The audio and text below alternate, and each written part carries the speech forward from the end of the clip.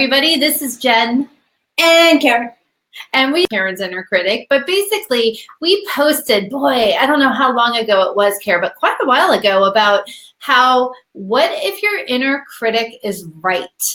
That was the question we posted right here in this particular group. And the interesting thing about that is that it got really a lot of responses. People really wanted to discuss this and talk about it and really have some great conversations about it. And it went from everything to impossible, the inner critic can't be right, to it's the devil if it is, to sometimes they are, or holy crap, could that actually be true? So let's just we have a few viewers on here. We're going to toss it out to you guys. So what do you guys think? Go ahead and put in the comments field, what was your opinion of the question? What if your inner critic is right? Did you love it? Did you hate it? Was it thought-provoking? Did you have interesting things about it, insights about it? What was really going on for you? So we're going to take a moment, Kara, because it takes a minute to bring it up. Okay. But I can't find it.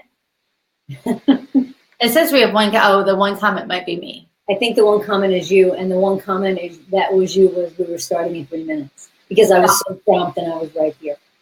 Got it. You were right there with it. So what do you guys think? Type in, right? So what did you think? Noelle says it scared the shit out of me. Right? Okay, great. Brenda says it was a real thinker. Well, I put in the real, but it was a thinker for sure. It was interesting because Karen and I have had this conversation many times of like, holy crap, what if my inner critic's right? Or I think their inner critic is right.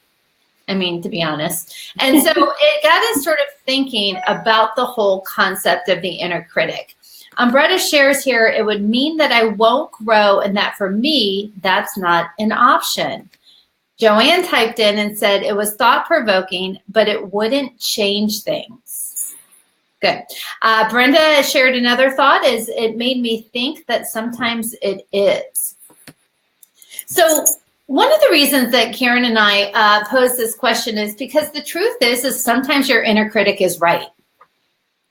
Sometimes I am not smart enough. Sometimes I am a disappointment. Sometimes I am,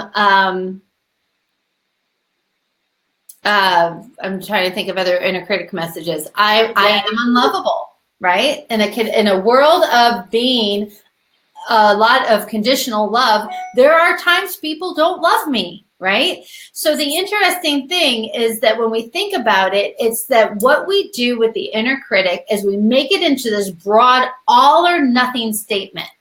And that's not true. Sometimes I am smart enough. Sometimes I'm not. Sometimes I am a disappointment and sometimes I'm not. And so by having that balanced relationship with it allows us to understand that the inner critic then isn't going to steal the show and be this all or nothing, because sometimes it could go either way. What are you thinking, Kara?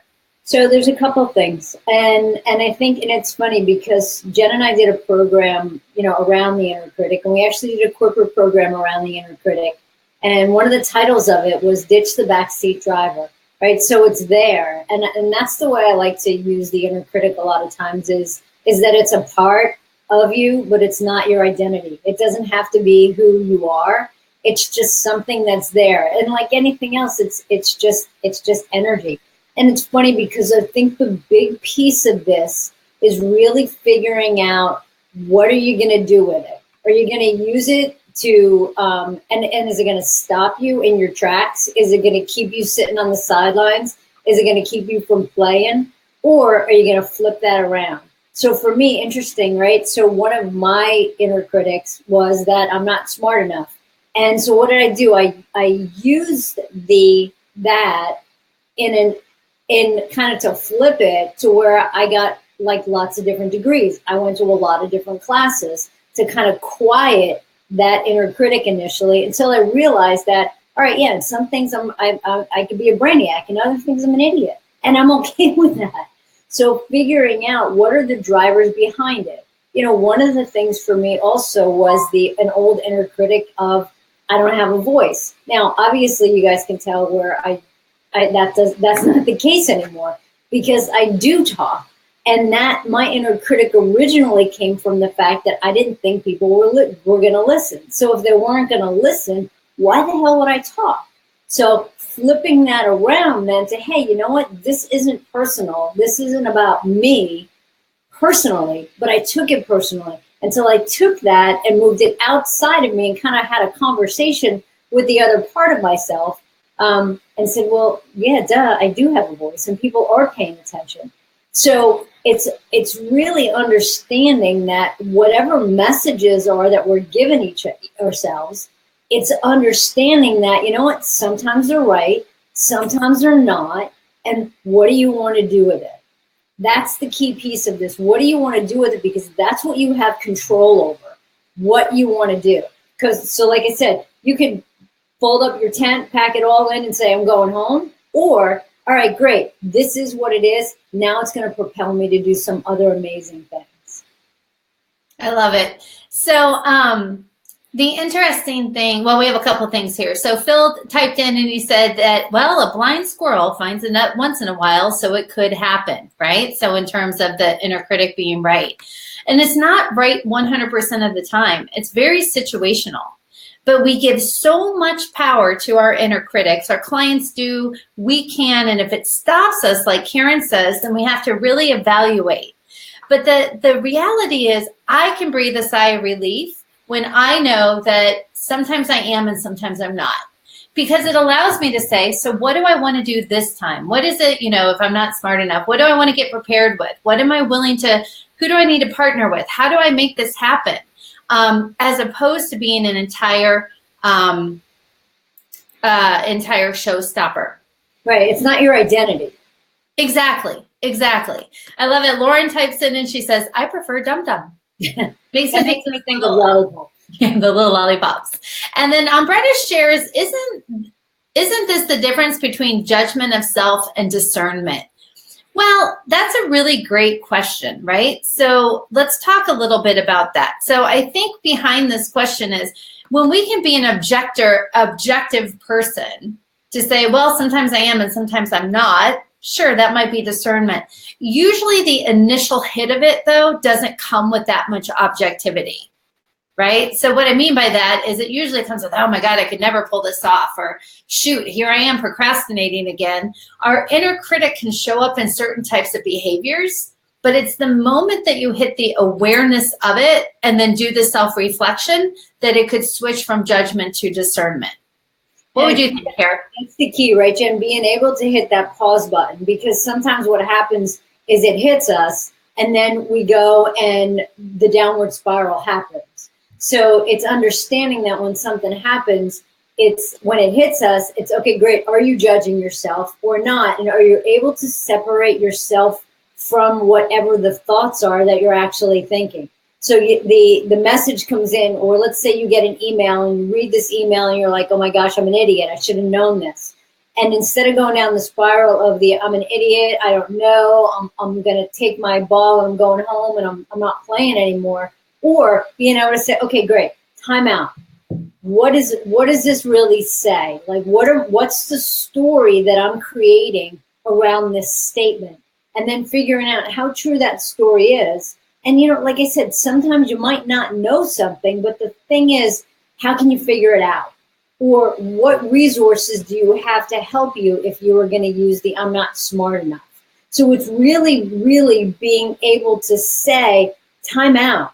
We need to hit a pause button. And there's really power in that pause, because the pause creates the awareness and it creates the it creates actually the separation between being the inner critic, being you, and it just actually ruling you and being a part of you. I love it. This is great. So Lauren just typed in here, this is such a perfect time, and I just had 2 back-to-back sessions on the need for the pause, right? So a lot of times what happens is when we're coaching clients, then what we do is we coach them around their inner critic, and we go into how true is that, and think about a time, and when was it formed, and what could be opposite. Sometimes, depending on the client, I actually acknowledge that, yes, you know, sometimes that may be true and sometimes it may not be true, but how willing are you to risk it? And that's the key thing. When our inner critic stops, right? I don't want to be rejected, or I, you know, don't want to put myself out there, or I don't want to ask for help, or I'm going to say yes because I want this person to like me, right? It's then about saying, so really the downside is, well, what if they don't? How willing are you to risk that somebody might be mad at you? How willing are you to risk that you may not pull it off? What are you smiling about over there, Sullivan? I'm laughing just because different times when we are doing like corporate trainings where you say the statement where you like people to like you and I don't care. Yes, I do like people to like me, right? So, and Karen, right over here, how do I point to you? Right there, right? She doesn't care so much. She is totally okay if you don't like her. I'm a little sensitive. We prefer to call me delicate, right, Karen? Delicate, right? Woolite, right there. Now, the thing about that is, though, is I also know I can handle if people don't like me. I also know that not everybody is going to like me. You know why I know that? Because I don't like everybody, right? So if that can be true, then the other can be true as well. So it's an interesting place to be in, but it's about how you get okay with the risk of being embarrassed, not going your way, having people reject you, etc. So a lot of times it's not about getting rid of the inner critic. It's what do you want the relationship with the inner critic to actually be like? You know, it's funny, Joe, you even just said, sometimes, you know, where you don't like everybody, or, you know, everybody doesn't like you. Sometimes we don't like ourselves. And that's okay too, because that's the chance to, again, hit a pause, take that step back and ask, all right, so what are we doing in the moment that we're really not crazy about the way we're showing up? You know, I know for me that happens, and it's just, then all of a sudden it's just the, okay, great. What needs to change, or what do I need to do different? Or how do I want to, you know, if I was able to hit a rewind, how do I want to actually show up here? What do I want to change? Love it. Okay, so I had one typed in question that I wanted to share with you guys, and this came in. Is the inner critic based in shame? That's a question that came to us through the Facebook group. Is the inner critic based in shame? So I'm going to just give my opinion on what this is, that I don't necessarily think all inner critic messages are shame-based messages. I think because to me, shame is about what's wrong with me as a human being walking this earth, as opposed to a situation that I did that's kind of external of who I am as a person. Okay, so I just share that with you because there are times the inner critic is, when we're embarrassed, the inner critic is alive, right? Like if I walked down the street and I fell and then people came over, are you okay? And I got totally embarrassed that I needed this attention or needed this help. That's not necessarily a shame-based thing. That's just maybe too much unwanted attention in the moment, or I should be more graceful, or whatever the case may be. So, or being embarrassed if I misspell something that comes out. I'm not ashamed that I misspelled something, but I may be like, oh, I should probably pay more attention. So it's interesting, that question. I think some deeper rooted inner critics might be, but from my perspective, that's my answer. What do you think, Kara? I think that the answer to this can actually be sometimes. And it's going to depend on the person. It's going to depend on the circumstances. It's going to depend on how you show up in the world. And not that I'm going to go and diss Brene Brown or anything here, but she does a lot of things with shame, and a lot of things tied back to shame, and everything is shame-based in a lot of the work that she does. I don't believe that. I really don't. I don't think that my inner critic of not having a voice was based in any kind of shame. It was just okay, somebody will listen. This is how I want to show up. This is how I want to change it. Or I'm not smart enough. I don't feel like that was a shame thing. It was just you know what? I suck at math. Like, and I do. And from the 5th grade, I sucked at math. I don't care. Now I don't care. But then it was, okay, wait a second. Even back then, it was, what do I need to do? Okay, what do I need to do different? Okay, great. I could be freaking brilliant in science. I could be amazing in, whatever, language arts. But how do I want to change that? So I don't think that everything needs to be based in shame. And I think that a big part of this, too, is what's your definition of shame? And I bet you that all the people that, if we ask that question right now, everybody's going to have a different answer for what that actually is. So it's going to come back again to, right, what's your relationship with shame? I don't really identify with that word. So for me, my inner critics aren't going to, they're not going to be shame-based, if that makes sense. Well, I think that's a lot of it is about your upbringing and your relationship again with your inner critic, of where it came from, and truly your MSUing around what messages meant, or what it meant about you if something was a disappointment or a failure, or what people told you, or messages that you heard growing up. And then it's the internalization. Mm-hmm. It's the internalizing of those messages that create a relationship with the message, right?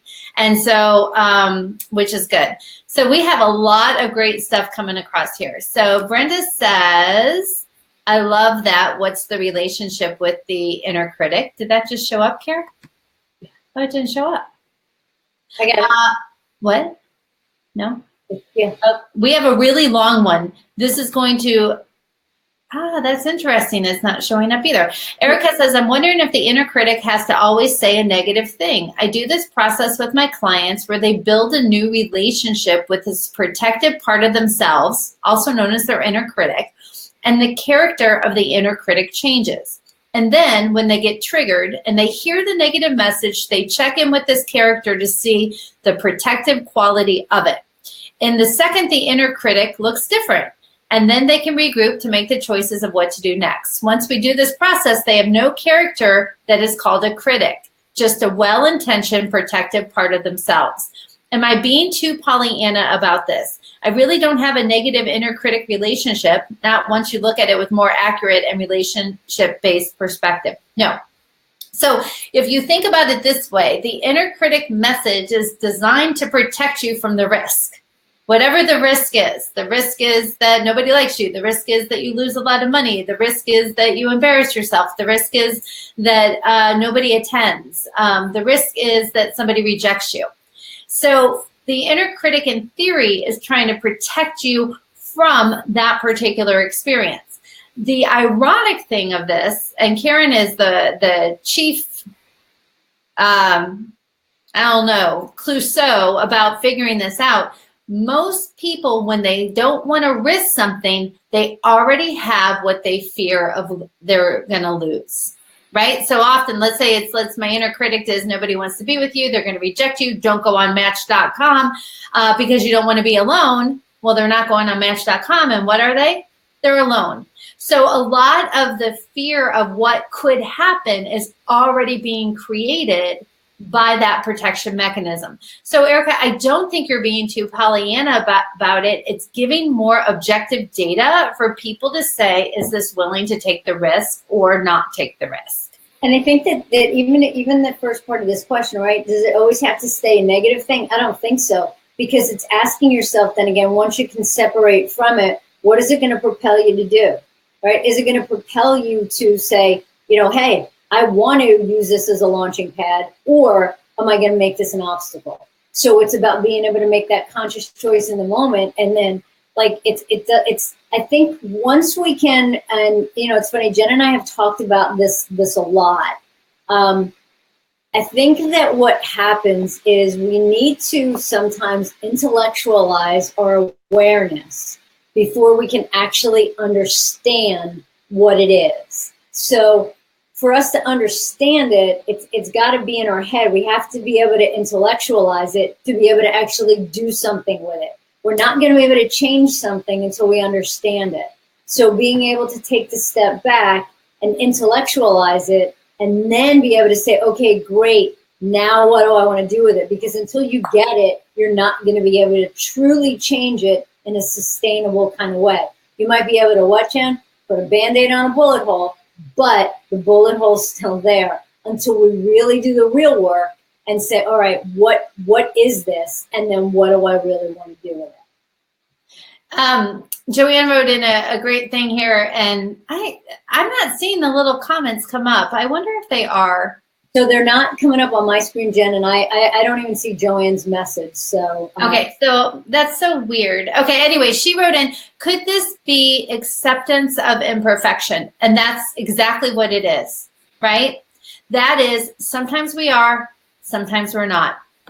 And so sometimes, we are deserving, and sometimes we're not. Not as a human being, not as the core of who we are as a person, but the reality is that in the world that we live with and live in and rotate around in, there are going to be examples of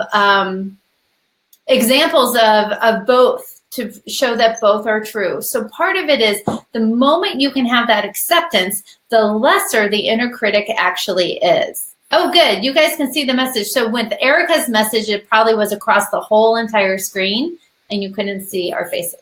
Good. I'm glad that you do.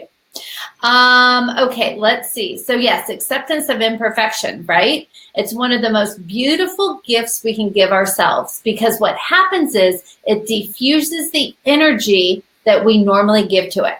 So a lot of times working with clients, when they are so stuck in fear of an inner critic message, that power is just not beneficial.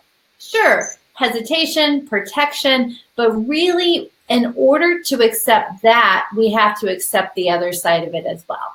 I think one of the things too here, Jen, and I mean, this has happened, different times for me, especially dealing with more ego-driven people. They don't think they have one. So that's another interesting part when you're for me anyway, working with a lot of higher ups and CEOs, and because they're judging that inner critic as that bad thing or that thing that makes them weak, until they can actually step outside of it and see what it really is. This is an interesting question coming in from Noelle, and she says, so should you love your inner critic? I spoke to one coach who doesn't see the inner critic that way. That's a really interesting question. My question back is, what would be different for you if you did, right? And that's when you get to decide what it is that actually works for you. What would be different if you did? And so I think it's just about acceptance, right? So part of the beautiful circle of life is we need to accept our goodness with our not so great stuff. We need to accept our perfection with our imperfection. We need to be able to accept all of that, not in a comparison way, right? So how am I compared to Karen, let's say, but more in a way of saying, in what ways is this helping me? In what ways is it not? Because sometimes our inner critic is going to drive to, achieve something. Like if I sit there and go, oh my God, I feel like such a fat ass and I've been eating so much food and I just need to do something about it. I'm so lazy and I've just made such bad choices. Those are all types of inner critic messages. It's very, very critical of who I am. It may motivate me to give up bread or to, stop eating sweets or things that there's a more loving way to do it, but it is a way that can actually work. So part of it is, what would be different if you had a different relationship with your inner critic? And what do you want that inner critic relationship to look like? And I think that's the key, right? So it's not necessarily snuggling up and loving on it or anything like that, but what does true acceptance actually mean? So if you were to accept your inner critic, what would that mean? And the thing is remember though too, right? It's the message that it's giving. So if you could change the message, then the inner critic isn't going to have that much energy. So if you think about it, right, your triggers are your triggers until they're not your triggers anymore. So things that triggered me, 5 years ago, they don't even faze me now. So it's being able to understand what are the triggers, why am I getting triggered, and what's the message that I'm attaching to that. and being able to, again, take that step back, because you're creating right now, and Jen and I have had this conversation boatloads of time. It comes from a place, your inner critic comes from a place of fear. It's fear of something, right? So my thought on that is actually fear is an illusion, right? Unless you have the gun to your head or you run into a burning building, those kind of fears, yes, they can be real. But most of the fears that we have are stories that we're creating about things that haven't happened yet, or something that had happened in the past and we're afraid it's going to happen again. So we're making up the story that it's going to happen again. So the thing with fear being an illusion, stop making shit up.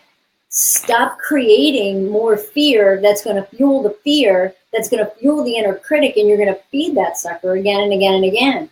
So it really gets to a point where I know it sounds oversimplified, but just stop, right? Helping people stop being so stuck in their story, because their story is what's creating a lot of this. Fantastic. Couple more comments before we call it we're going to stay till the bottom of the hour. Brenda says, my inner critic is so trying to protect me from judgment. What I'm learning is I don't need protection. I'm a badass. Now, this is perfect. So this is what I want to say. You are a badass, Brenda, right? But I also want to say our inner critic is protecting me from judgment, but what's happening, you already have it, is coming from yourself. So that's another full circle moment that Karen often is so great at finding, is that what we're trying to protect ourselves from is already happening, right? So when Karen used to not talk as much, and I know with me in the picture, she doesn't proportionally get the same amount of airtime, but it has nothing to do with her inner critic. I'm just a chatterbox, right? But the thing is, if she says, oh, people don't listen to me, they don't care about what I have to say, nothing I have to say is important, and then she never shares anything, then ironically, nothing she has to say is important because she's not saying anything, and years gone by. So I love it. So that's a great example of seeing how are you already getting how is that inner critic already showing up? So go ahead, Kara. Were you going to say something? No. Okay. So I want to talk about this concept that we heard in a training that we attended that I love. And that is, everyone is right, only partially. Hopefully I spelled that right, because I'd hate to be embarrassed. Just kidding. But everyone is right, only partially. And that includes our inner critic, right? So there are times it happens. It's the big question is, how willing are you to risk it? Whatever we think the fallout is actually going to be. Right, Kara? Yeah, I like that one. And that part of it too, right? And it's not all of you. Again, everybody's right partially. Mm-hmm. And it is just that. It's only just sometimes. So figuring out what's the message, what's the story that you're creating, and what's the story that you'd like to have. And I'm not saying that this just flips over and it's like, okay, everything's rainbows and unicorns, because a lot of times it takes a lot of work to stop that voice or get those triggers to stop. So your buttons are your buttons until they're not your buttons anymore. And you get to be the one that has control over that, because your buttons are just energy.